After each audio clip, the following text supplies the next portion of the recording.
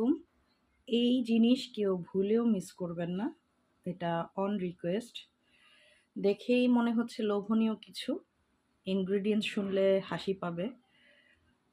এটা হচ্ছে খুব সস্তা একটা জিনিস, ফুলকপির যেই ডাঁটাগুলা হয়, মানে আমরা যেগুলো ফেলে দিই, সেটা আমি সেদ্ধ করে ব্লেন্ডারে কাঁচা পেঁয়াজ আর রসুন দিয়ে একটু ব্লেন্ড করে নিয়েছি।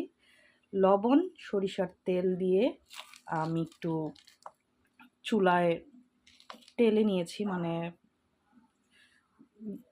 কি বলবো, হ্যাঁ টেলেই নিয়েছি। এখন আবার কাঁচা সরিষার তেল আর শুকনা মরিচ দিয়ে, আমি ব্লেন্ড করার সময় কাঁচা মরিচও দিয়েছিলাম। আমি যেহেতু ঝাল পাগল মানুষ, তো আমি এখন কাঁচা মরিচও দিয়েছিলাম, আবার এই শুকনা মরিচ দিয়ে আমি মেখে নিচ্ছি। আমি কিন্তু অলরেডি টেস্ট করে দেখেছি, জিনিসটা অসাধারণ হয়। জাস্ট করে দেখেন, সাথে শুটকি বা মাছও অ্যাড করতে পারেন, আর একটু টেস্ট বাড়বে।